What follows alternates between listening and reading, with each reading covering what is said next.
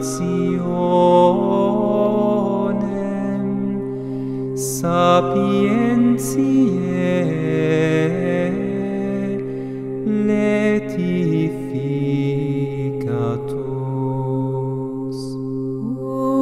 Undelas tibi sit, qui sonus laudis, et gaudium vitae spes et honor fortissimus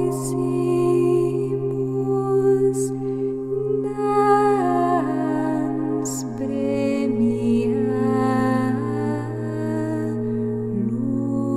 lucis.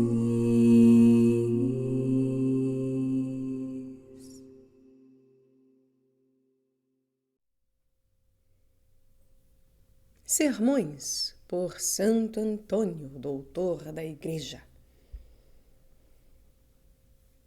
A tradução é de Frei Ari Pintarelli, editora Vozes, canal Le Conde. Caros ouvintes, caso gostem do que será lido, já sabem, adquirir um livro, essa belíssima obra desta editora. E também, caso gostem do meu trabalho, por favor, venham auxiliá-lo. Isso é possível via Pix, Apoia-se ou Vaquinha, também o PayPal, centavos serão muito bem-vindos. Também é possível auxiliar o canal comprando livros que chegaram até mim pela lista de desejos da Amazon ou ainda tornando-se membro aqui do canal. Eu peço para que, por favor, curtam, compartilhem, comentem, inscrevam-se no canal caso já não tenham feito, pois tudo isso faz muita diferença em termos de engajamento. Obrigada a todos pela presença, eu desejo uma boa escuta. Peço também para que, por favor, orem por mim e que Deus vos abençoe, vos guie e vos guarde, meus caros. Quinto domingo depois de Pentecostes. Temas do sermão. Evangelho do quinto domingo depois de Pentecostes. Enquanto a multidão se comprimia em volta de Jesus. Evangelho que se divide em 4 partes.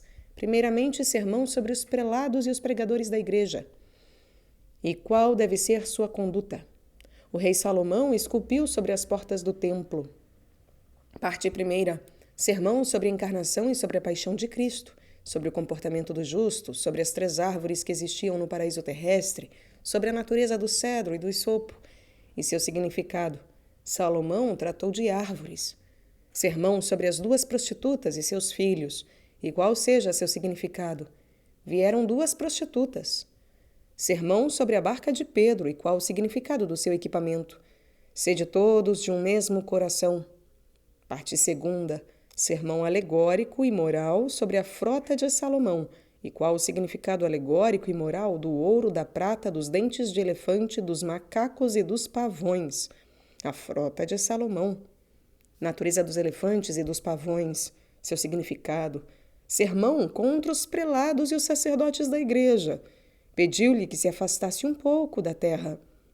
Sermão alegórico sobre a Santa Igreja. O rei Salomão fez para si um trono. Sermão moral sobre a alma fiel. O rei Salomão fez para si um trono. Fala-se também da natureza dos elefantes, de seu significado moral, dos 4 elementos, fogo, ar, água e terra, e seu significado. Sermão sobre bem-aventurada Virgem Maria. O rei Salomão fez sobre si um trono e os seus 6 degraus do trono. Sermão contra os sacerdotes. Ouvi, sacerdotes!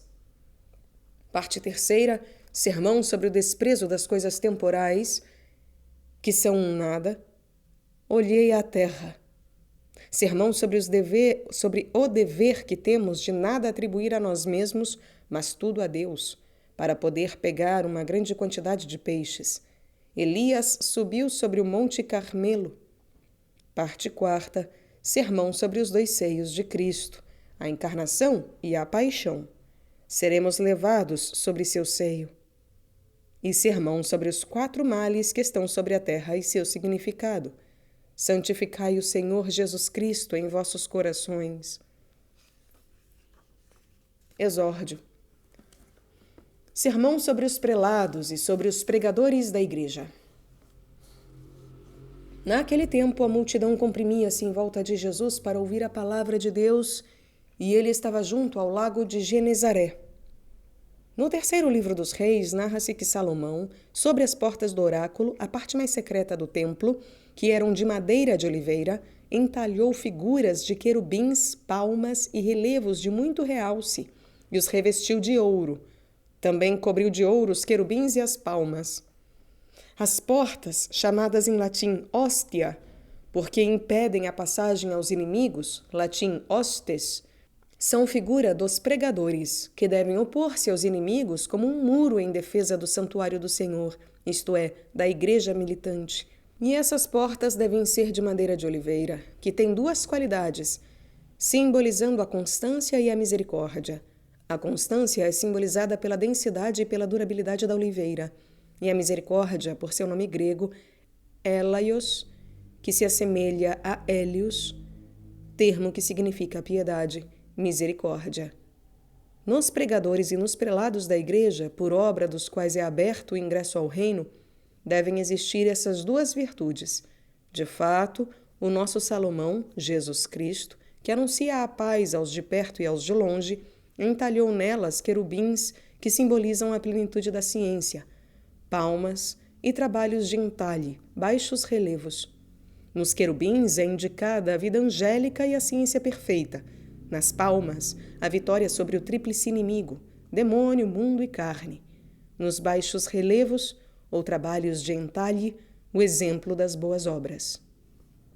Antes, porém, devemos considerar que, por ordem do Senhor, Moisés fez 2 querubins de ouro, trabalhados a martelo, como se diz no Êxodo.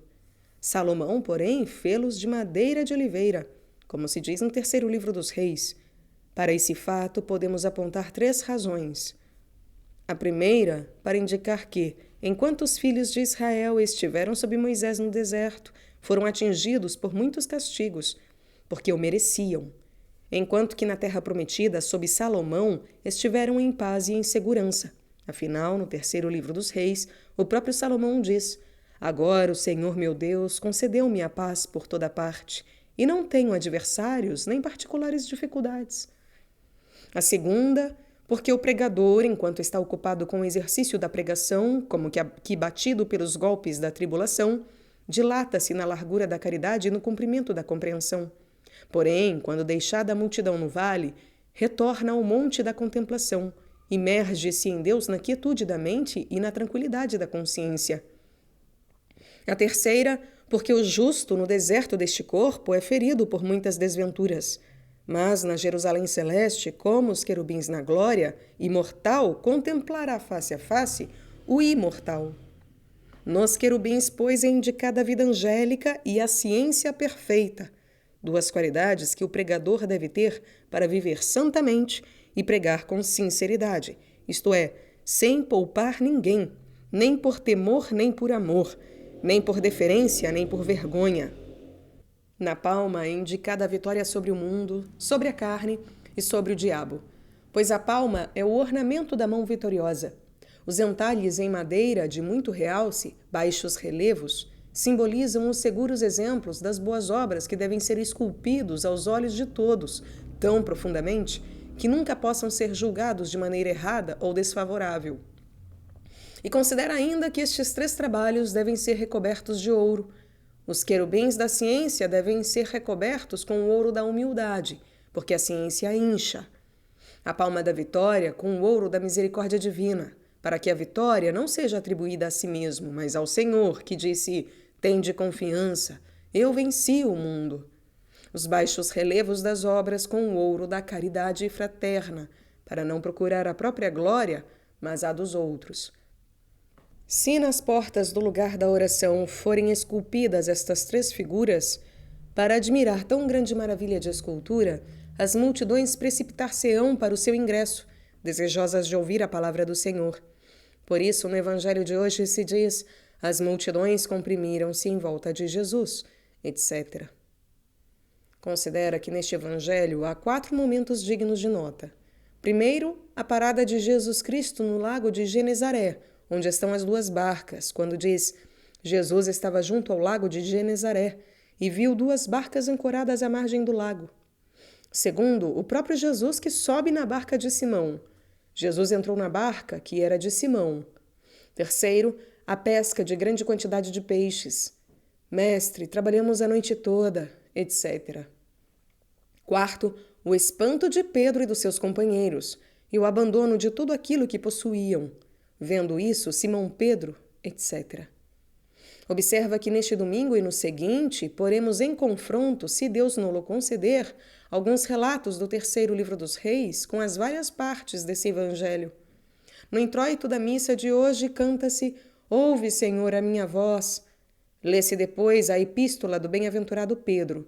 Sede todos de um mesmo coração.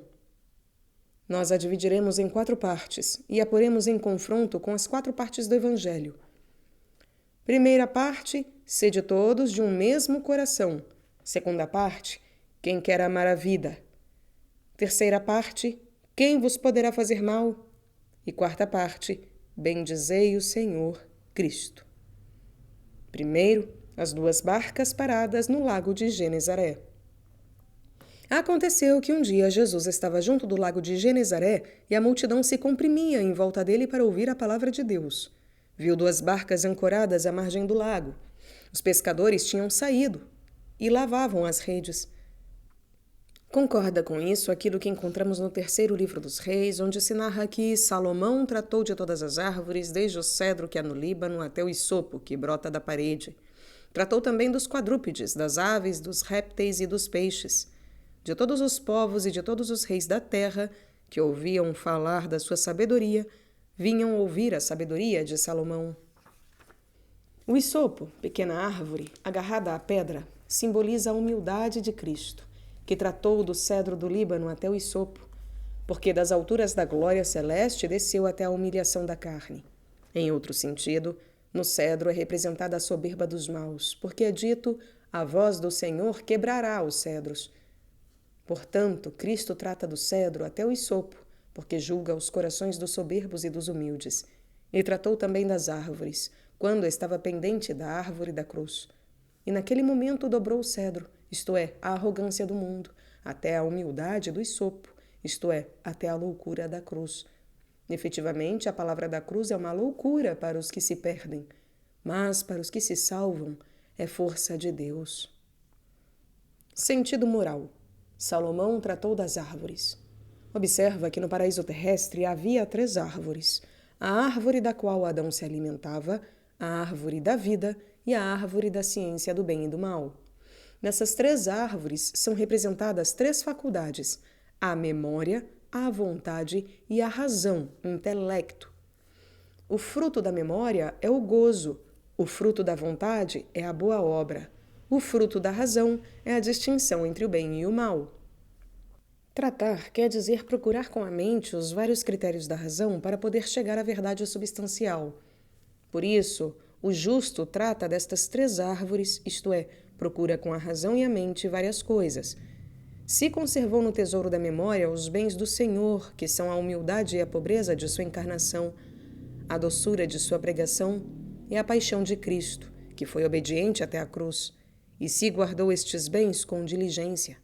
Depois inquire se com vontade ama a Deus e ao próximo, e se com sua razão sabe distinguir o bem do mal. Essa é a disputa do justo. E também ele trata do cedro, que está no Líbano, até o isopo, que brota da parede. Considera que o cedro é uma árvore alta. Sua madeira tem um perfume agradável e é incorruptível, e nunca é atacado pelo caruncho. Com seu perfume põe em fuga as serpentes, e colocado no fogo, encolhe-se. O cedro simboliza a vida do justo. É alta pela sublimidade da sua santa conduta, perfumada pelo exemplo de seu bom nome, incorruptível pela firmeza do seu santo propósito, inatacável pelo caruncho da concupiscência mortífera. Põe em fuga os demônios com a compunção da mente e reprime os estímulos da carne pela mortificação. Encolhe-se, isto é, renuncia à própria vontade, no fogo da obediência. A esse cedro está no Líbano, que se interpreta candor, porque a vida do justo desenvolve-se no candor da pureza interior e exterior. O justo, portanto, trata do cedro até o isopo, que brota da parede. No isopo é simbolizada a humildade, e na parede, que deve seu nome à paridade, por ser toda nivelada na sua superfície, é indicada a união dos santos. Portanto, o justo trata do cedro de sua vida, isto é, considera com a mente se a sua vida chegou à humildade e à união com os santos. Continuemos a falar de Cristo. E falou dos quadrúpedes, das aves, dos répteis e dos peixes. Nos quadrúpedes são representados os golosos e os luxuriosos, nas aves, os soberbos, nos répteis, os avarentos, nos peixes, os curiosos. Cristo falou dos quadrúpedes quando disse: velai, pois, sobre vós, para que não suceda que os vossos corações se tornem pesados em dissipações, bebedeiras e cuidados desta vida. Falou das aves quando disse: as aves do céu têm seus ninhos. O filho do homem, porém, não tem onde repousar a cabeça. Falou dos répteis quando disse: não acumuleis tesouros na terra, onde a traça e a ferrugem os consomem. Enfim, falou dos peixes quando disse: ai de vós, escribas e fariseus hipócritas, que percorreis o mar e a terra, isto é, o mundo todo, até para fazer um só prosélito. Os prosélitos são os pagãos acolhidos na sinagoga. E depois de o terdes feito, o tornais 2 vezes mais filhos da geena do que vós. Efetivamente, quando descobre os vossos vícios, volta a ser pagão e, por sua prevaricação, torna-se merecedor de um castigo ainda maior. E vinha gente de todas as nações para ouvir a sabedoria de Salomão. É a mesma coisa que diz o Evangelho de hoje. Jesus estava de pé junto ao lago de Genezaré e uma grande multidão comprimia-se em volta dele para ouvir a palavra de Deus. Genezaré deve seu nome à característica deste lago, que de suas ondas encrespadas parece emitir uma brisa. Em latim, generans auram, que gera brisa. Nessa passagem, o Evangelho chama o lago de charco, que é um lago cuja água não corre, mas está parada, e é figura do século presente, no qual existem ebulições que produzem as bolhas, o ar do louvor do mundo, que logo se esvai. De fato, o Salmo diz: sua memória esvaiu-se com o ruído, isto é, com o aplauso e com o favor do mundo. E como no charco as águas são retiradas para não correrem, assim no mundo a liberdade dos pecadores é limitada, a fim de não gozarem de seus prazeres quanto quereriam. Efetivamente, lemos em Lucas que o filho pródigo desejava encher o estômago com as bolotas que os porcos comiam, mas ninguém lhe as dava. Nas bolotas dos porcos podemos individuar os vários prazeres dos pecadores, com os quais os espíritos malignos engordam como os porcos. Prazeres que, por vezes, não são concedidos a quem os deseja. Realmente, com frequência, o homem peca mais do que o diabo lhe sugere. E muitas vezes o homem precede o diabo. Muitas vezes o homem precede o diabo, quando não é precedido pelo diabo. Por isso, diz Ezequiel: entregar-te-ei nas mãos das filhas dos filisteus, que se envergonharão vendo tua conduta descarada. Grande vergonha que o diabo deva enrubescer por um pecado do homem. Pecado que ele não lhe sugeriu, quando o homem desgraçado não enrubesce por seu próprio pecado. Portanto, Jesus estava perto do charco, isto é, neste mundo, para pregar a palavra de Deus aos amantes deste mundo. Estava junto ao charco aquele que neste mundo desprezou e ensinou a desprezar a glória deste mundo, que é como um charco que engole. E sobre isso temos uma concordância no 3º livro dos Reis, onde se narra que Elias encontrou Eliseu, filho de Safate, que arava com 12 juntas de bois diante de si, enquanto ele mesmo conduzia um dos arados das 12 juntas de bois. Passando-lhe perto, Elias lançou seu próprio manto sobre Eliseu. Ele abandonou imediatamente os bois e correu atrás de Elias, dizendo: permita que eu vá beijar meu pai e minha mãe, e depois seguir-te-ei. Elias lhe respondeu: vai e volta, porque sabes bem o que fiz de ti. Quando voltou, Eliseu tomou uma junta de bois, matou-os, e com a madeira do arado cozeu as carnes dos bois e as distribuiu ao povo, e todos comeram delas. Sentido moral: O nosso Redentor, descido do céu, por divino decreto, adquiriu para si um povo que ainda desejava avidamente as coisas terrenas. Realizou nele a salvação quando o converteu à fé. Com efeito, Elias interpreta-se Senhor Deus. Safate, decreto. E Eliseu, salvação do meu Deus. O profeta lançou seu manto sobre Eliseu quando o Senhor revestiu o povo com a fé católica. Diz o apóstolo: vós que fostes batizados em Cristo, revestiste-vos de Cristo. Abandonados os bois, foi atrás de Elias.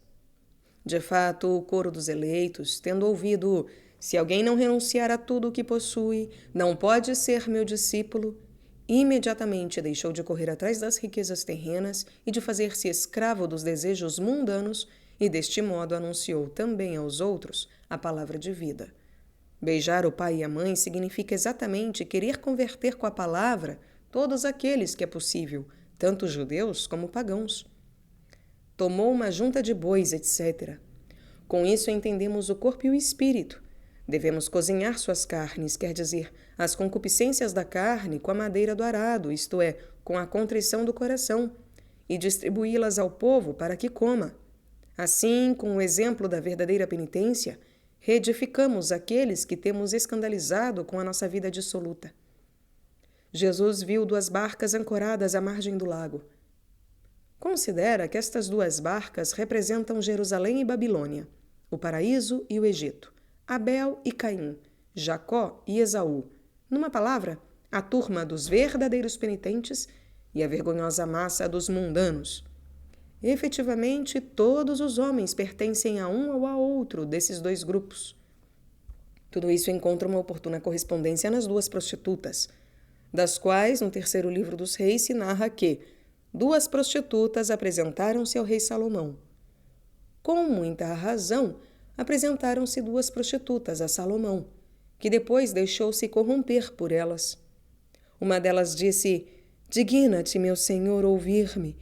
Eu e esta mulher habitávamos numa mesma casa, e eu dei à luz no mesmo aposento em que ela estava. 3 dias depois de eu ter dado à luz, ela também deu à luz. Nós estávamos juntas, e não havia na casa mais ninguém além de nós 2.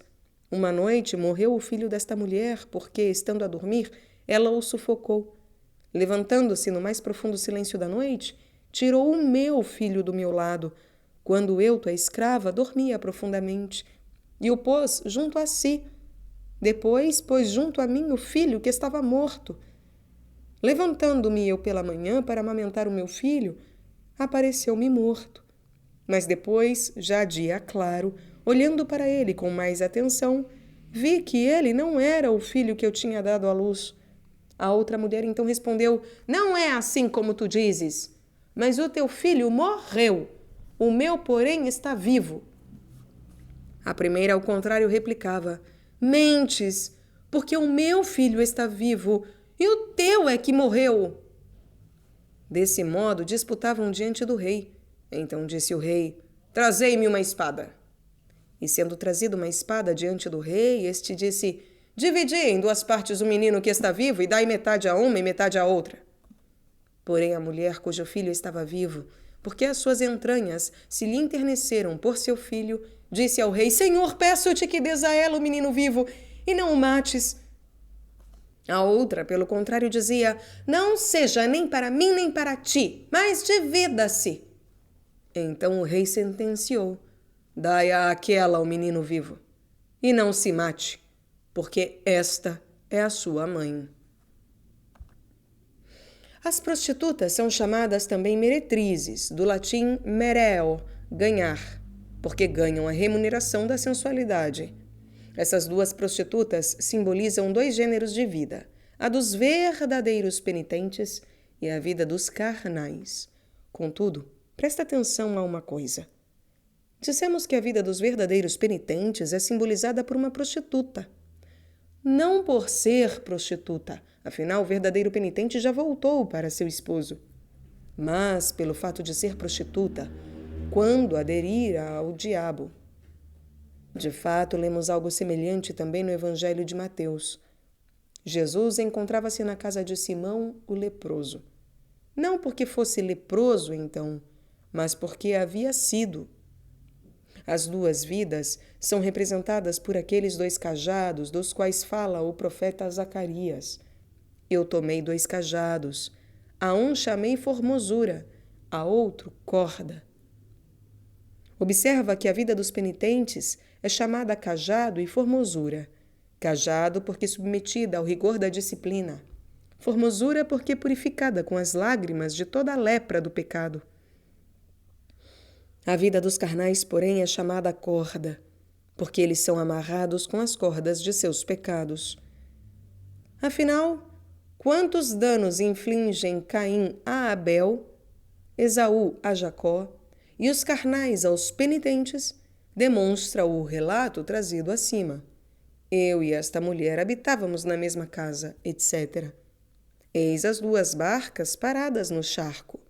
O charco e a casa são figura do mundo, no qual essas 2 mulheres vivem. Dão à luz os penitentes e dão à luz também os carnais, mas ao 3º dia, os penitentes, na amargura do coração, dão à luz obras de luz, o herdeiro da vida eterna. E de seu parto se diz, a mulher quando dá à luz está na tristeza. Também os carnais no prazer da carne dão à luz, mas obras de trevas, filhos da geena, e deles, diz Salomão nas parábolas, alegram-se por terem feito o mal e fazem festa por suas obras perversas. E isso no 3º dia. Pela adulterina sugestão do diabo, primeiro concebem com consentimento da mente, depois têm como uma gestação no propósito da vontade perversa, e, enfim, dão à luz o pecado com a realização da obra má.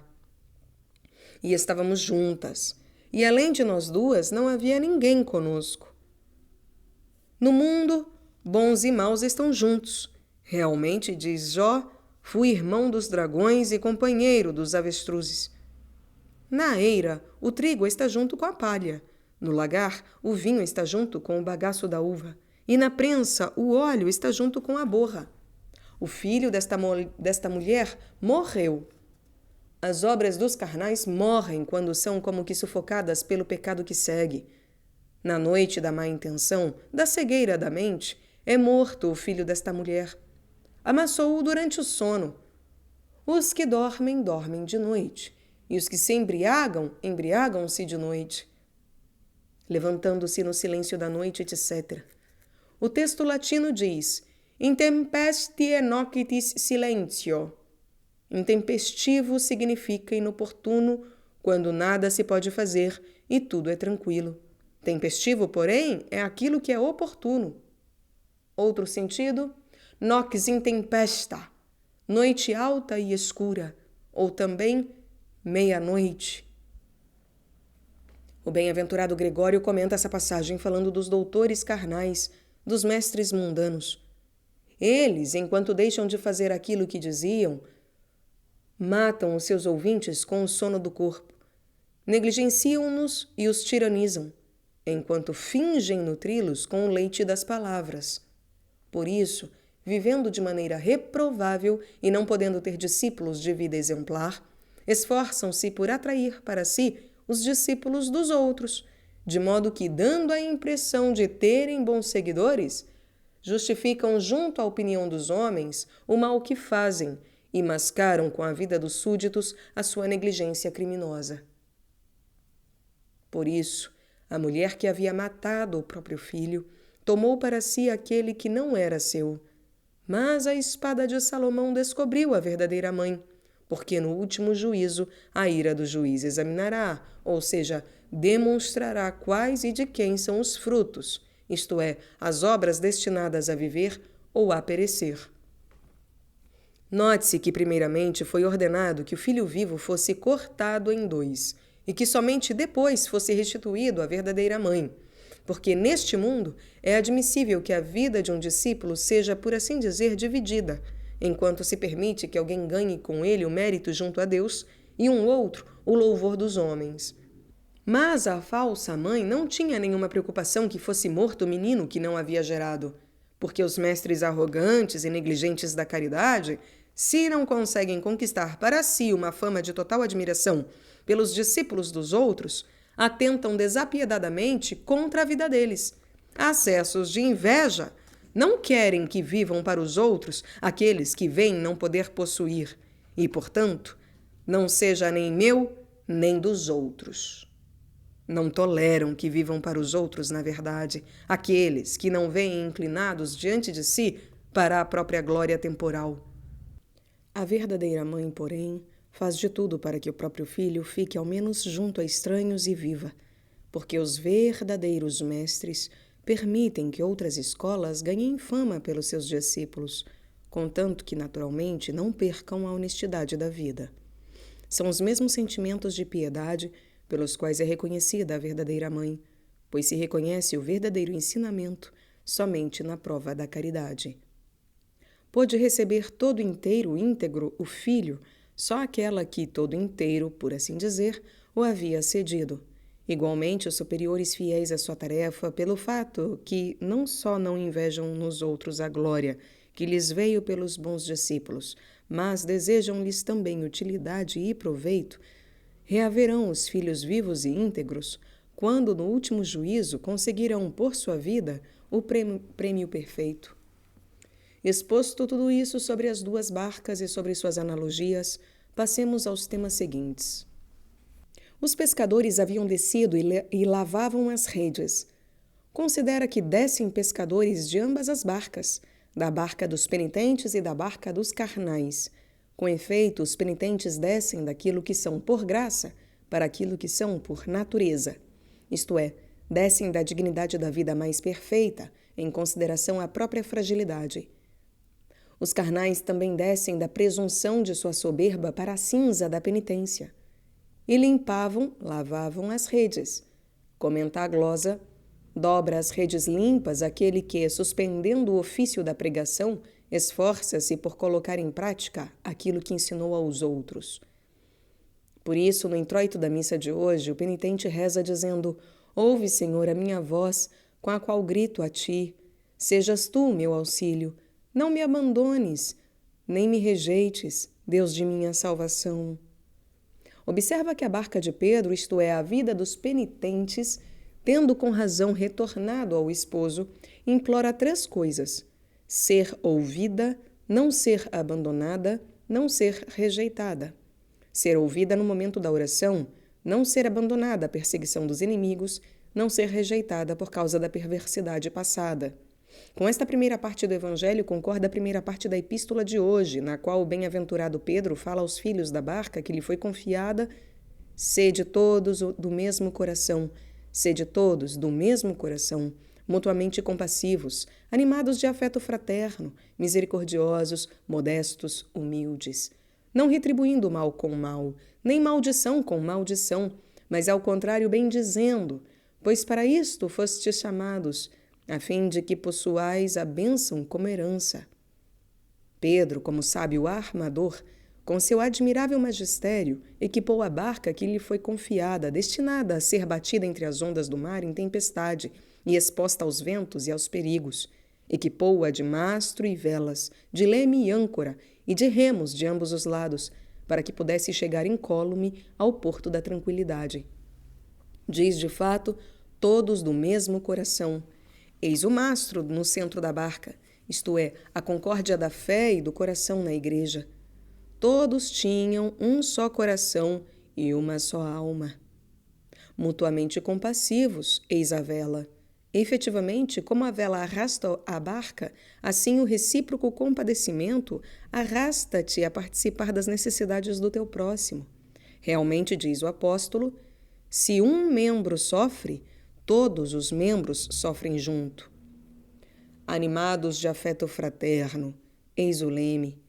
Com efeito, como o leme mantém a barca na direção certa e não lhe permite desviar-se, e ele constitui um instrumento essencial para conduzir a barca ao porto, assim o amor fraterno guia a comunidade dos fiéis para que não se desvie e a conduza ao porto da segurança. Porque, onde houver caridade e amor, ali está também a comunidade dos santos. Misericordiosos, eis a âncora. Âncora soa quase como o termo latino anca, isto é, curva. Realmente, como a âncora com sua curvatura prende e, enquanto prende, é presa, e quando está presa retém a barca, assim a misericórdia, quando da profundeza do coração, captura o próximo. Pelo próximo é capturada, e enquanto retém, é também retida. Enquanto liga, é ligada. E por essa ligação, a barca, isto é, a alma, não é mais sacudida pela segurança de sua paz, nem pelas ondas da tentação, nem pelos ventos das sugestões diabólicas. Modestos e humildes, eis os remos da direita. Não retribuais mal com mal, mas ao contrário, respondei bem dizendo. Eis os remos da esquerda. Se a nossa barca for assim preparada e equipada com estes instrumentos, certamente poderá chegar na rota certa, à bênção da eterna herança, ao porto da eterna tranquilidade. Tudo isso Diguine ensinou-lo conceder àquele que é bendito e glorioso nos séculos eternos. Amém. Segundo, Cristo sobe à barca de Simão. Cristo subiu a uma barca, que era de Simão, e pediu-lhe que se afastasse um pouco da terra, e sentado, da barca ensinava a multidão. Quando terminou de falar, disse a Simão: Faze-te ao largo e lançai as vossas redes para a pesca.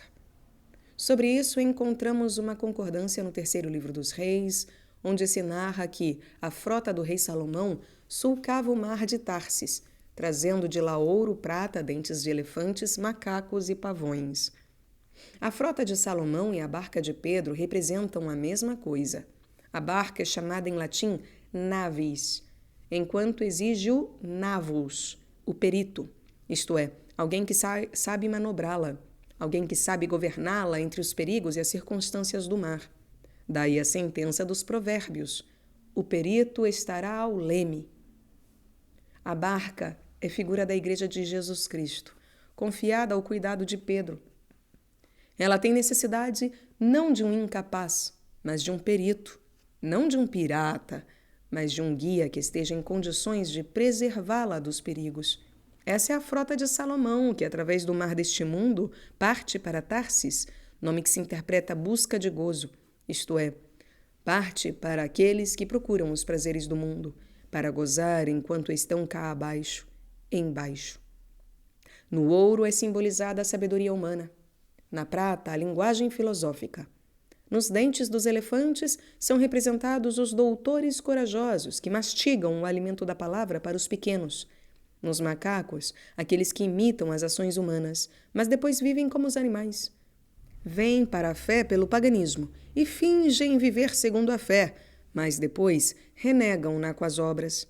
E nos pavões, cuja carne, se for secada, torna-se incorruptível, ao menos assim dizem, e que são cobertos de penas maravilhosas, são representados os perfeitos, purificados pelo fogo das tribulações e, portanto, adornados de grande variedade de virtudes. Tudo isso é trazido por meio da pregação da Igreja de Tarsis, isto é, de insidiosas ondas do mundo, ao nosso Salomão, isto é, a Jesus Cristo. Sentido moral.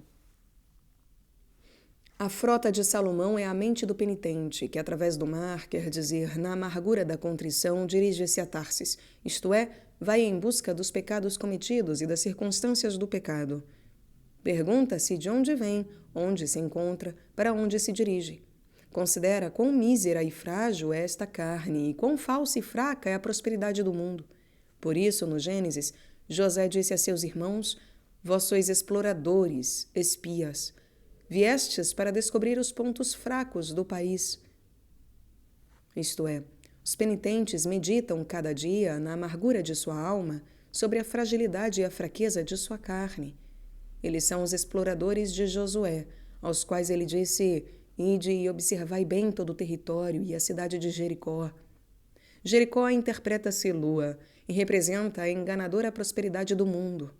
Quando a exploram para conhecê-la, nela os justos só encontram amargura e dor. Por isso, de sua exploração trazem consigo ouro, prata, dentes de elefantes, marfim, macacos e pavões. O ouro representa a pureza da consciência. A prata, a proclamação do louvor. Os dentes dos elefantes, isto é, o marfim, representam a acusação e a reprovação de si mesmos. Os macacos, a consideração da própria indignidade. Os pavões, a objeção da glória passada. De ouro e de prata, Jó diz: a prata tem os inícios das suas veias. A prata provém dos filões, das veias argentíferas. E o ouro tem o lugar onde é fundido e refinado. O princípio das veias é o coração do homem. Portanto, do coração do homem deve sair a prata, isto é, a proclamação do louvor de Deus. Mas Jeremias disse: Tu, Senhor, estás perto de sua boca, mas longe de seus rins.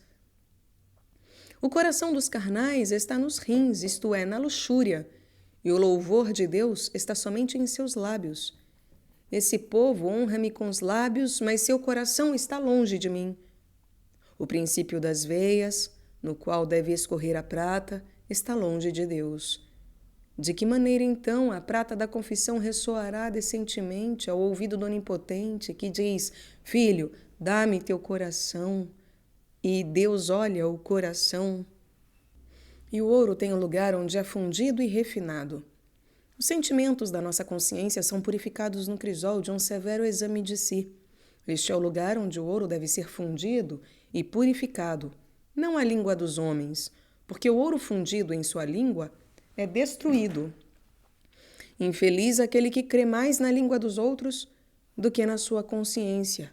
Muitos têm medo da opinião pública e poucos da própria consciência. Que grande coisa, porém, sermos dignos de louvor e não sermos louvados por ninguém. Dos dentes da acusação e da repreensão diz Jó: com os meus dentes lacero as minhas carnes. Lacera as suas carnes com os dentes aqueles que, com uma justa condenação, põem sob acusação a sua carnalidade. E observa que, com razão, os penitentes são representados nos elefantes, que têm uma natureza mansa.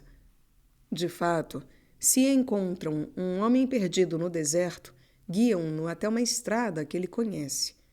Ou se acontece que se encontram diante de um denso rebanho de ovelhas, abrem caminho, movendo a tromba com calma e paciência.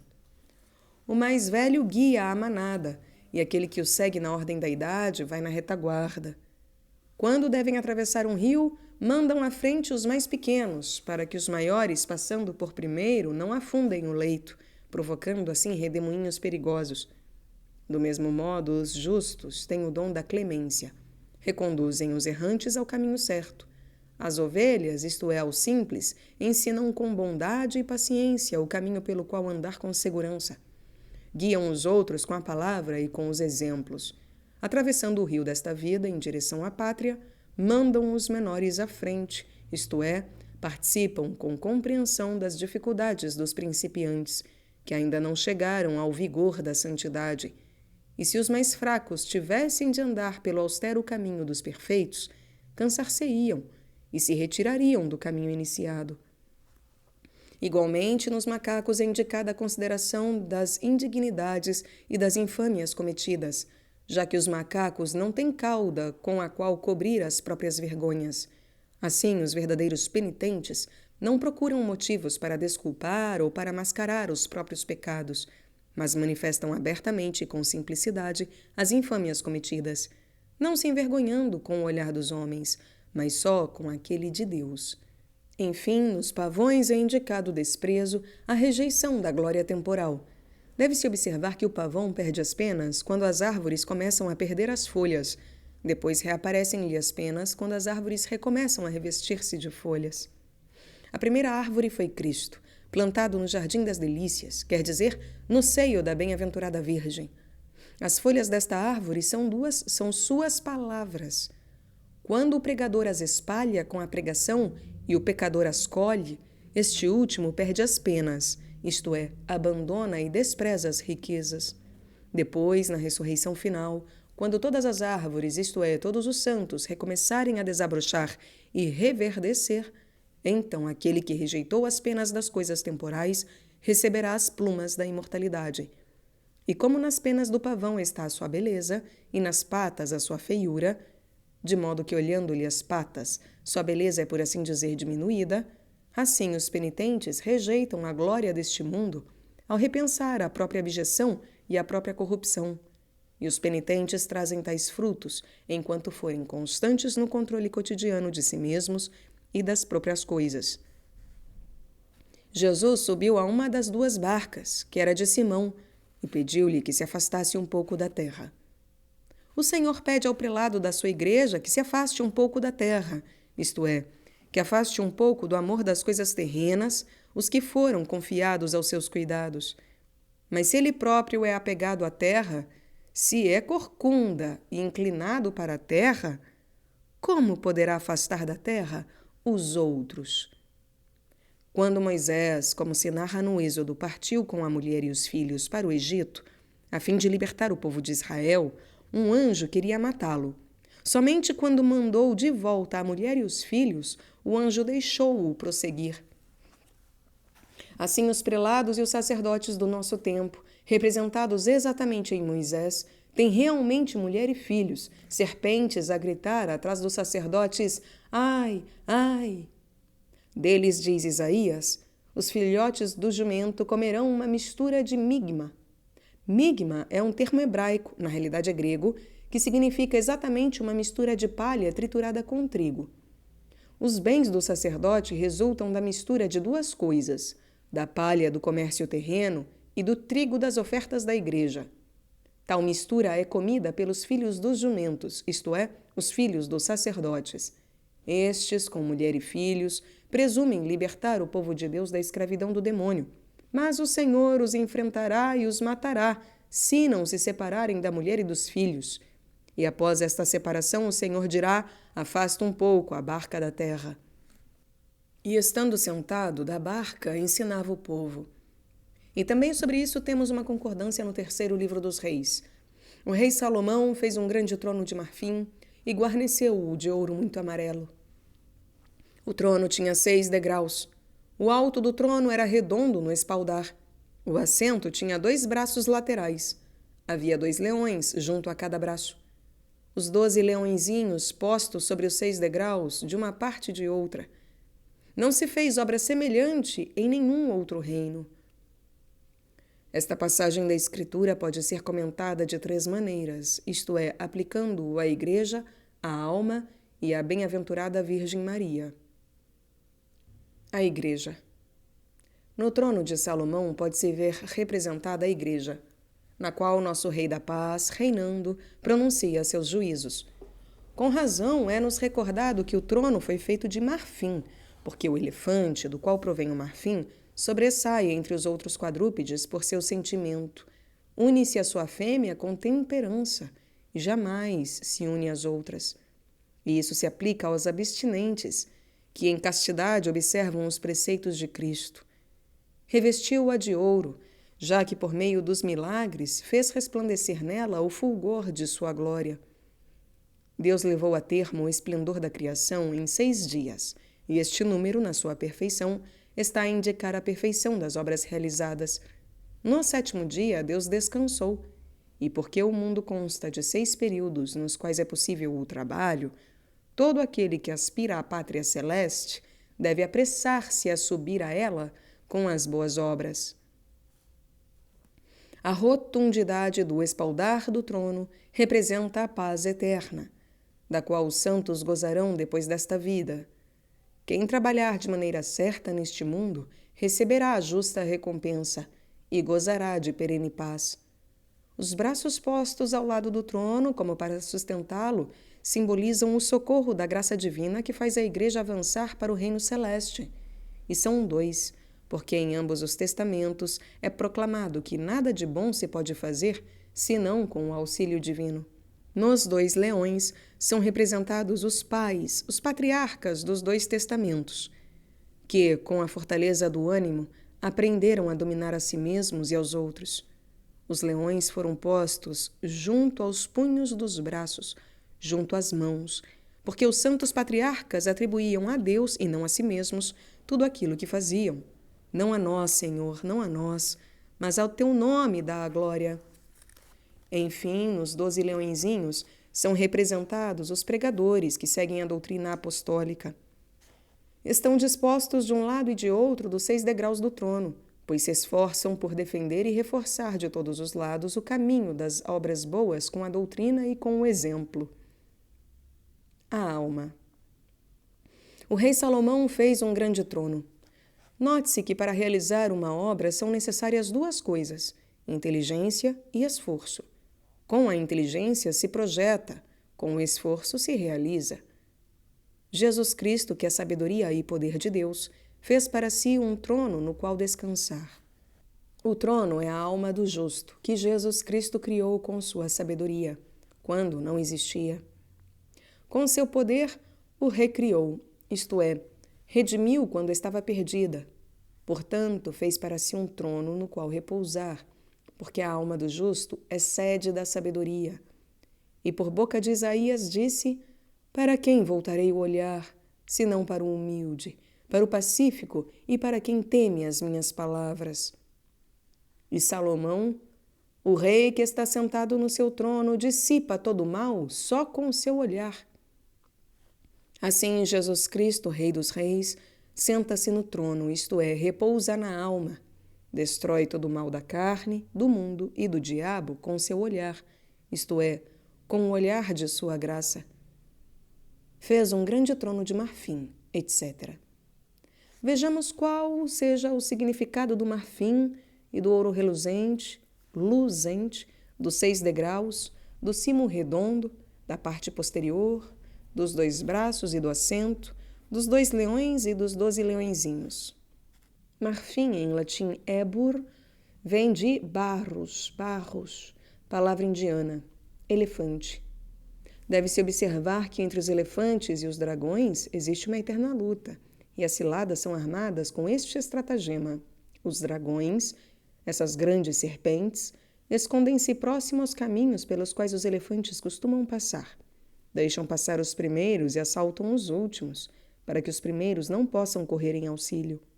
Primeiramente ligam-lhe os pés, para que, tendo as patas amarradas, sejam impedidos de caminhar.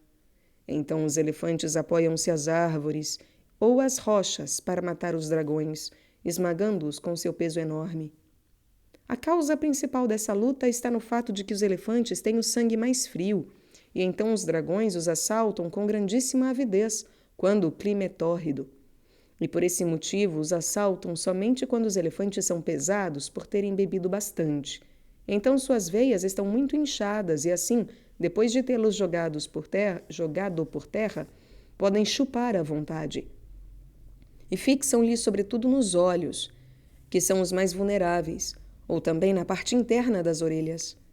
Os elefantes são figura dos justos e os dragões dos demônios, entre os quais haverá guerra eterna. Os demônios armam ciladas aos pés dos justos, isto é, aos seus sentimentos. E os justos, exatamente com os sentimentos, matam os dragões.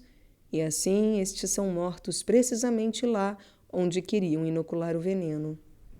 A ardente luxúria dos demônios procura destruir a castidade dos santos. Os demônios os assaltam especialmente se os verem abandonar seus prazeres da gula, que consegue pôr fogo também nos rigores da castidade.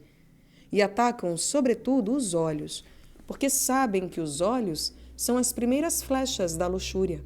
Ou atacam primeiramente os olhos, isto é, a razão e o intelecto, que são os olhos da alma, para extirpá-los, e tentam fechar os ouvidos, para que não possam ouvir a palavra de Deus.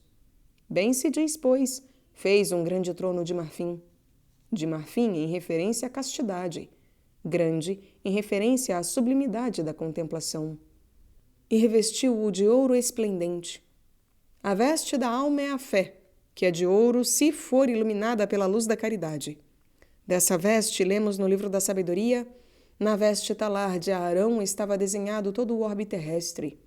Na veste da fé, que age por meio da caridade, devem estar os 4 elementos de que é formado o mundo: o fogo da caridade, o ar da contemplação, a água da compunção, a terra da humildade. E o trono tinha 6 degraus, que são a rejeição do pecado, a acusação do próprio pecado, o perdão da ofensa recebida, a participação nos sofrimentos do próximo, o desprezo de si e do mundo, a consecução da perseverança final. O alto do trono, no espaldar, era redondo. O alto do trono simboliza o desejo em que a alma arde de ver a Deus. A alma será redonda, isto é, perfeita, no lado posterior, quer dizer, no fim da vida, porque passará da esperança para a visão. Diz o Salmo, a extremidade do dorso da pomba tem reflexos de ouro. A extremidade do dorso da pomba, isto é, da alma, é a bem-aventurança eterna. Brilhará com reflexos de ouro, isto é, resplenderá na contemplação da majestade divina. E tinha 2 braços, um de cada lado para sustentar o assento, isto é, o escabelo que era de ouro. O assento é o símbolo da obediência, como que sustentada por 2 braços que são a memória da paixão do Senhor e a lembrança da própria iniquidade. No fim desses braços estão os 2 leões, quer dizer, a esperança e o temor. A esperança está junto ao braço da paixão do Senhor, a cujo exemplo de boa vontade obedece, e por meio do qual espera conseguir aquilo em que crê. E junto ao braço da recordação da própria iniquidade está o leão do temor, que, na falta da obediência, ameaça com o perigo da morte eterna. E de um lado e de outro dos 6 degraus estavam dispostos 6 leõezinhos. Eles representam as 12 virtudes que o apóstolo Paulo enumera na sua carta aos Gálatas. O fruto do Espírito é a caridade, a alegria, a paz, a paciência, a benignidade, a bondade, a longanimidade, a mansidão, a fidelidade, a modéstia, a continência, a castidade. O espírito do justo, que é como que o primeiro dos 6 leõezinhos, cultiva em si mesmo estas 12 virtudes. A bem-aventurada Virgem Maria. O rei Salomão fez um trono, etc. A bem-aventurada Maria é chamada o verdadeiro trono de Salomão. Por isso, dela diz o eclesiástico: eu habito nos céus mais altos, e meu trono está sobre uma coluna de nuvens. Como se dissesse: eu que habito junto ao Pai nos céus mais altos, escolhi meu trono numa mãe pobrezinha. Observa que a bem-aventurada Virgem, trono do Filho de Deus, é chamada coluna de nuvens. Coluna porque sustenta a nossa fragilidade, de nuvens porque é imune ao pecado. E esse trono foi de marfim, porque a bem-aventurada Maria foi cândida pela inocência, e fria, porque isenta do fogo da concupiscência. Em Maria houve 6 degraus, como está escrito no Evangelho de Lucas. O anjo Gabriel foi enviado a uma virgem, etc. O primeiro degrau foi o pudor. A estas palavras ela ficou perturbada, donde se diz: ao adolescente recomenda-se o pudor, ao jovem a jovialidade, ao ancião a prudência. O segundo degrau foi a prudência. No momento não disse nem sim nem não, mas começou a refletir.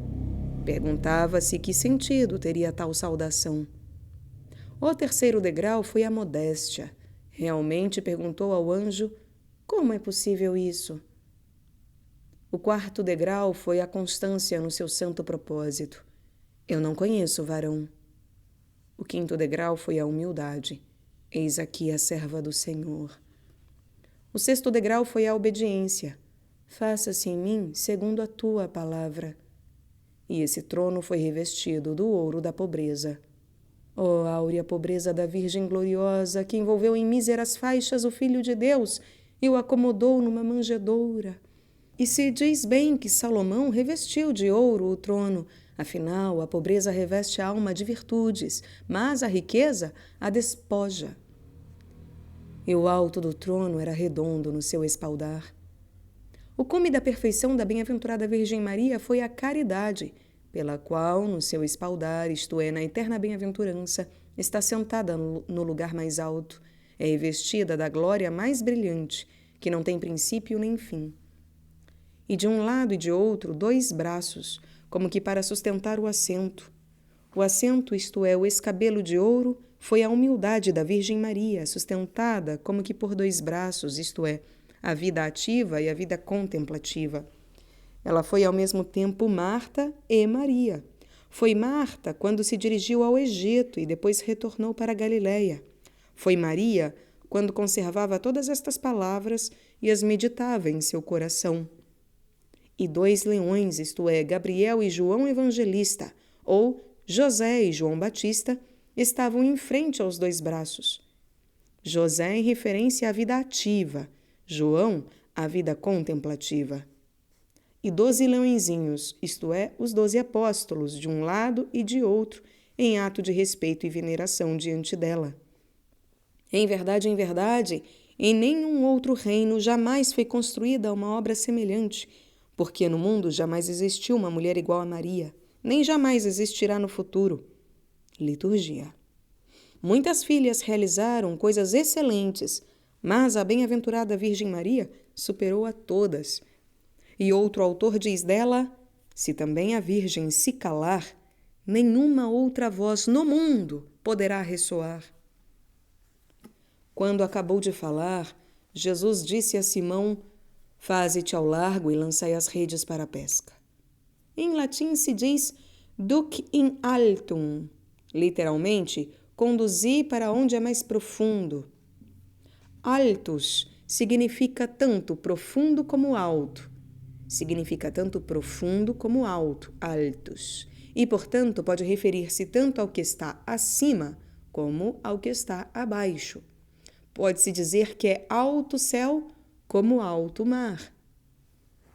A Simão, como a cada bispo, é dito: faze-te ao largo. E logo depois, aos seus sufragâneos, a seus colaboradores, lançai as redes para a pesca. Pois se a barca da igreja não for levada pelo prelado para o largo, isto é, para as alturas da santidade, os sacerdotes não lançam as redes para a pesca, mas fazem as vítimas caírem no profundo. Lemos em Oséias: ouvi isto, ó sacerdotes, contra vós far-se-á o juízo, pois vos tornastes um laço em vez de vigiar como uma rede estendida sobre o Tabor, e fizestes cair as vítimas no profundo. Presta atenção às 3 palavras: laço, rede e feito cair, porque elas indicam os 3 vícios dos sacerdotes: a negligência, a avareza e a gula unida à luxúria. A negligência: tornastes-vos um laço em vez de vigiar. Os sacerdotes têm a tarefa de vigiar, mas, por sua negligência, os súditos que lhes são confiados caem no laço do diabo. A avareza: e como uma rede estendida sobre o Tabor. Sobre o Tabor transfigurou-se o Senhor, e o nome interpreta-se luz que vem, e está a indicar o altar sobre o qual acontece a transfiguração, isto é, a transubstanciação das espécies do pão e do vinho no corpo e no sangue de Jesus Cristo. E por meio deste sacramento entra a luz nas almas dos fiéis.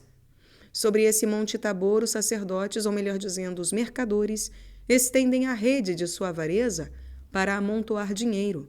Celebram a missa por dinheiro. E se não estivessem seguros de receber as moedas, certamente não celebrariam a missa. E assim fazem que o sacramento da salvação se torne instrumento de cobiça. A gula e a luxúria. Fizestes as vítimas caírem no profundo. As vítimas são as ofertas dos fiéis, que eles fazem cair no profundo, que quer dizer procul a fundo. Isto é, longe do fundo, quer dizer, empregam-nos para satisfazer a gula e a luxúria. A vítima é chamada assim porque cai ferida por um golpe, latim victima, ictu percussa cadit. De fato, com as ofertas dos fiéis, que eles esfolam, os sacerdotes engordam seus cavalos e jumentos, suas concubinas e seus filhos. A lei ordenava que o mamzer, isto é, o filho de uma prostituta, não fosse admitido ao serviço da casa do Senhor. E, no entanto, eis que os filhos das prostitutas não só entram na casa do Senhor, como até comem os seus bens. Com esta segunda parte do Evangelho concorda a segunda parte da Epístola. O que quer amar a vida e viver dias felizes, refreie a sua língua do mal, e seus lábios não profiram engano, porque o rosto do Senhor está contra os que fazem o mal. O bem-aventurado Pedro tomou estas palavras do Salmo de Davi, no qual são postas em evidência 3 coisas: a glória eterna dos justos, a vida dos penitentes e o castigo de quem faz o mal. A glória eterna. Quem quer amar a vida dos penitentes, refreie a sua língua. O castigo de quem faz o mal. O rosto do Senhor é contra os que fazem o mal. A verdadeira penitência consiste nessas 6 práticas. Refrear a língua do mal. Creio que a primeira das virtudes consista em conter a língua com freio. Impondo silêncio, corrige-se uma língua má, catão. Não proferir palavras de engano. Está escrito: Senhor, quem habitará na tua tenda? Certamente quem não tramou engano com sua língua. Evitar o mal, mas isso não basta, é preciso também fazer o bem. Procurar a paz. Procura a paz dentro de ti mesmo, e se a encontrares, terás, sem dúvida, a paz também com Deus e com o próximo. E persegue-a, conquista-a com a perseverança final. Sobre aqueles que fazem tudo isso, pousam-se os olhos da misericórdia do Senhor, e os ouvidos de sua benevolência estão abertos às suas orações. O castigo dos ímpios, o rosto do Senhor é contra os que fazem o mal. A palavra latina vultus pode-se entendê-la como vultuositas, rosto zangado e severo. Estas 3 coisas, isto é, a glória, a penitência e o castigo, Jesus Cristo os proclamou às multidões depois de ter subido à barca, e seu vigário não cessa de proclamá-las cada dia a todos os fiéis. Irmãos caríssimos, roguemos, pois, ao próprio Senhor Jesus Cristo que nos faça subir também nós, por meio da obediência, para a barca de Simão. Faça-nos sentar no trono de marfim da humildade e da castidade. Faça-nos conduzir nossa barca para o alto mar, isto é, para as alturas da contemplação. Faça-nos lançar as nossas redes para a pesca, a fim de podermos chegar com a maior quantidade possível de boas obras a Ele, que é Deus sumamente bom. Nolo conceda Ele mesmo, que vive e reina por todos os séculos dos séculos. Amém. 3º, a captura de uma grande quantidade de peixes. Simão respondeu: Mestre, trabalhamos a noite toda e nada pegamos. Sob tua palavra, porém, lançarei a rede.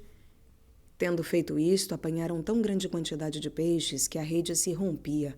Então fizeram sinal aos companheiros que estavam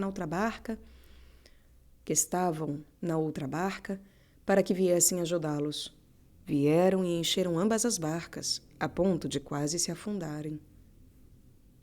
Noite, em latim nox, é chamada assim porque prejudica os olhos. De fato, impede os olhos de verem. Quem trabalha à noite não apanha nada, antes, por vezes, é apanhado. Diz o Salmo: espalhaste as trevas e fez-se a noite. É então que se põem em movimento todos os animais da selva. Quando a noite, isto é, a escuridão do pecado, desce na alma, então todos os animais, quer dizer, os demônios, entram nela e a despedaçam.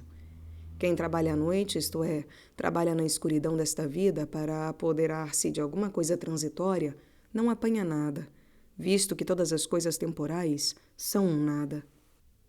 Diz Jeremias: olhei para a terra e eis que estava vazia e sem nada.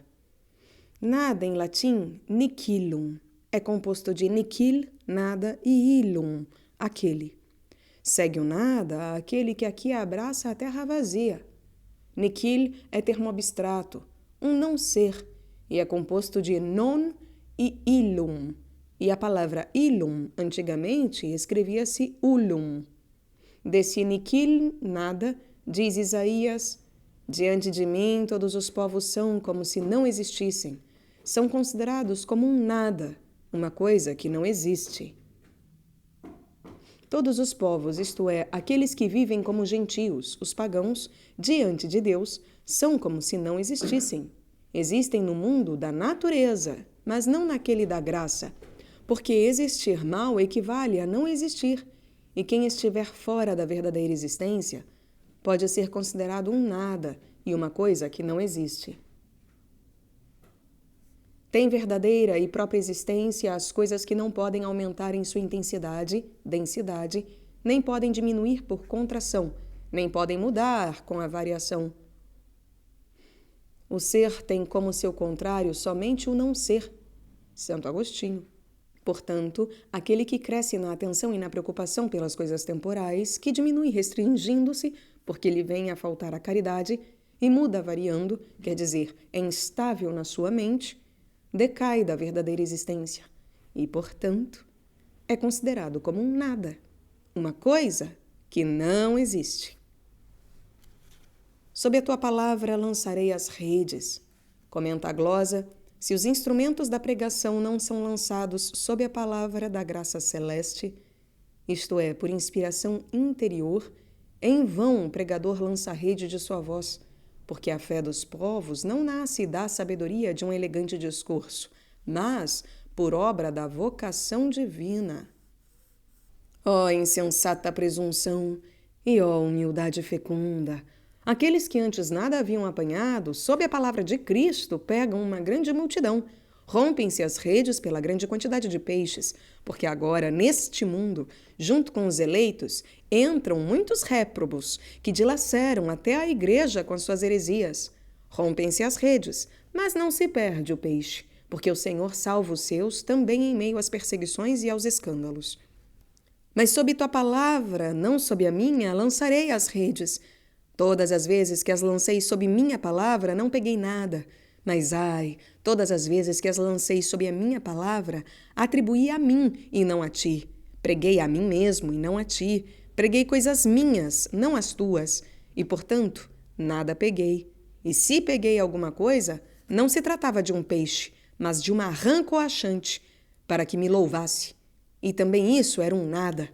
Mas sob a tua palavra lançarei as redes. Lança as redes sob a palavra de Jesus Cristo, aquele que nada atribui a si mesmo, mas tudo a ele. Aquele que vive segundo aquilo que prega.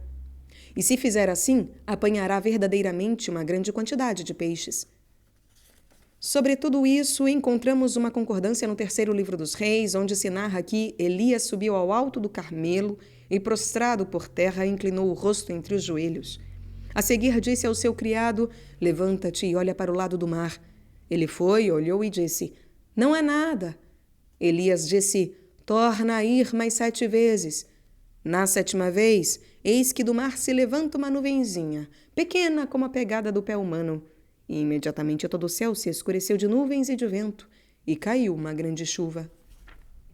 Vejamos agora o que significam Elias, o alto do Carmelo, o que significa prostrado e terra, o que quer dizer o rosto entre os joelhos, o que significam o criado, as 7 vestes, a nuvenzinha, a pegada de um homem, o mar, as nuvens, o vento e a chuva.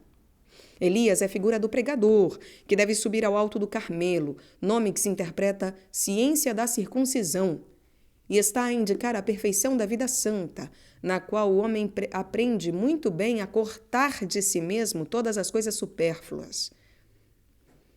Quem quiser aprender mais, está sendo gravado aqui no canal, São João da Cruz e a sua subida do Monte Carmelo. É justamente sobre exatamente a ciência da circuncisão. Lembrando que São João da Cruz é também doutor da Igreja. Por favor, meus caros, nos eduquemos através de todos os doutores da Igreja. Então, ouçam São João da Cruz também. Ele é complementaridade aqui com Santo Antônio. Voltando, então, Elias é a figura do pregador que deve subir ao alto do Carmelo, nome que se interpreta a ciência da circuncisão e está a indicar a perfeição da vida santa, na qual o homem aprende muito bem a cortar de si mesmo todas as coisas supérfluas. Prostrado, eis a humildade. Por terra, eis a lembrança da própria fragilidade. Inclinou o rosto sobre os joelhos, eis a dor das iniquidades passadas. E disse ao seu criado: levanta-te e olha para o mar. Criado em latim puer, vem de pureza e quer indicar o corpo do pregador. Ele deve mantê-lo na mais absoluta pureza, e este servo deve olhar para o mar, isto é, para os mundanos contaminados pela amargura do pecado. E olha para eles quando na sua pregação apresenta os remédios contra seus vícios. E deve olhar 7 vezes, isto é, apresentar e explicar os 7 artigos da fé, que são a encarnação, o batismo, a paixão, a ressurreição, a ascensão, a descida do Espírito Santo e o retorno de Jesus Cristo para o juízo final, no qual os pecadores, julgados e condenados, serão lançados no charco do fogo ardente, onde haverá choro e ranger de dentes. E neste 7º artigo, que corresponde à 7ª vez, enquanto a massa dos mundanos estiver tomada de temor pela ameaça das penas eternas, o pregador verá subir do mar uma nuvenzinha, isto é, um pouco de compunção, pequena, como a pegada de um homem, e nisto é simbolizada a graça de Jesus Cristo. E quando a graça de Cristo for infundida na mente do pecador, então, sem dúvida, a nuvenzinha da compunção começa a subir, e pouco a pouco cresce e se torna uma grande nuvem que escurece todo o falso esplendor das coisas temporais. Depois levanta-se o vento impetuoso da confissão, que quebra pelas raízes todos os vícios, e começa a cair a grande chuva da satisfação, as obras da penitência, que inunda a terra e a faz germinar. E desse modo o pecado apanha verdadeiramente uma grande quantidade de peixes. E fizeram sinal aos companheiros que estavam na outra barca, etc. Dissemos acima que essas duas barcas representam as duas formas de vida, dos penitentes e dos carnais. Aqueles que estão na barca de Simão, isto é, que vivem na obediência e na penitência, chamam aqueles que levam uma vida dedicada aos prazeres carnais para que venham ajudá-los, isto é, mudem de vida. Encontramos um caso análogo no 3º livro dos Reis, onde se narra que Salomão mandou dizer a Irã, rei de Tiro, que lhe desse uma ajuda para construir o templo do Senhor. Assim, estes chamam os carnais com a pregação, para que venham, para que se afastem da vaidade do mundo e os ajudem, isto é, se entreguem às obras de penitência. Assim encherão ambas as barcas e construirão o templo do Senhor, isto é, com os primeiros e com os segundos, construir-se-á, assim, com pedras vivas, o templo da Jerusalém celeste. Com esta 3ª parte do Evangelho concorda a 3ª parte da Epístola. Quem vos poderá fazer mal, se vós fordes zelosos no bem? E também, se deveis sofrer pela justiça, sois bem-aventurados. Portanto, não tenhais medo de suas ameaças, nem vos perturbeis. Assim, Pedro fala aos penitentes, apanhados no mar do mundo com a rede da pregação. Se fordes imitadores daqueles que vos chamaram à penitência, quem vos poderá fazer mal? Como se dissesse, ninguém, nem homem, nem pecado. E se tiverdes de sofrer alguma coisa pela justiça, não pelos pecados, bem-aventurados sois, isto é, bem aumentados. Latim, beate, benialcti, porque aumentará a coroa do prêmio. E não tenhais medo das ameaças deles, porque quem tem medo não é perfeito na caridade. Presta atenção que diz, não tenhais medo. Existe um duplo temor, o temor das coisas e o temor dos corpos. Quem ama a Deus despreza ambos os temores. Não vos perturbeis, para não vos afastardes da firmeza da vossa mente. Não diz turbeis, mas conturbeis. Porque, mesmo que alguma vez o corpo se turbe exteriormente, todavia a mente deve permanecer firme e estável interiormente. Irmãos caríssimos, peçamos, pois, ao Verbo de Deus Pai que possamos lançar as redes sob sua palavra e não sob a nossa, que possamos tirar os pecadores do profundo dos vícios e subir a ele junto com eles. Nolo conceda aquele que é bendito nos séculos. Amém. E 4º, o espanto de Pedro e de seus companheiros e o abandono de tudo o que possuíam. Vendo isso, Simão Pedro lançou-se aos pés de Jesus, dizendo, retira-te de mim, Senhor, pois eu sou um homem pecador. Porque tanto ele como todos os que se encontravam com ele ficaram possuídos de espanto, por causa da pesca que tinham feito. O mesmo tinha acontecido com Tiago e João, filhos de Zebedeu, que eram sócios de Simão. E Jesus disse a Simão, não tenhas medo. Desta hora em diante serás pescador de homens. Trazidas as barcas para a terra, deixaram tudo e o seguiram. Reconhecendo-se pecador, Pedro temeu ser esmagado pela presença de tamanha majestade, e por isso disse, retira-te de mim, que sou um homem pecador, e se lança aos pés de Jesus. E nesse fato devemos considerar 2 momentos. o temor causado pelos pecados quando se diz lançou-se, e a esperança na misericórdia do Redentor quando se diz aos pés de Jesus. E a propósito, através de Isaías, o Senhor promete aos penitentes: sereis levados aos seios, e sentados sobre os joelhos, sereis acariciados. Em latim é dito ad ubera, aos seios. São chamados ubera porque são úvida, isto é, molhados, moles, por causa do leite. Considera que os seios são dois, a encarnação e a paixão. O primeiro foi de consolação, o segundo, reconciliação. Os penitentes, há pouco convertidos, como os lactantes, são levados ao seio para serem consolados com o leite da encarnação e para serem reconciliados com o sangue que saiu do seio aberto pela lança no Monte Calvário, e assim serem encorajados a enfrentar a paixão. São também tomados sobre os joelhos da benevolência paterna, como faz a mãe com o filho, e são acariciados para que tenham a certeza de que quem lhes ofereceu os seios da encarnação e da paixão, certamente não lhes será negado a remissão dos pecados e a bem-aventurança do reino. Por isso diz: afasta-te de mim. Onde existe hoje alguém que tenha medo de ser esmagado por um benefício demasiadamente grande? Pedro teve medo.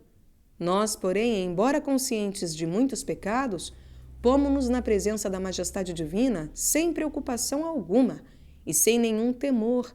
Na verdade, a majestade divina está presente onde está o corpo de Cristo, glória dos anjos, onde estão os sacramentos da Igreja, onde se administram os santos mistérios. Certamente nós cremos em todas essas coisas e, apesar disso, obstinados em nossa malícia, jamais deixamos de pecar. Por isso, por boca de Jeremias, o Senhor diz: como é que aquele que eu amo cometeu tantas maldades na minha casa? Porventura as carnes sacrificadas apartarão de ti as tuas malícias? Não, por certo. Antes, acrescentarão outras. De fato, tanto ele quanto aqueles que estavam com ele foram tomados de grande espanto, etc.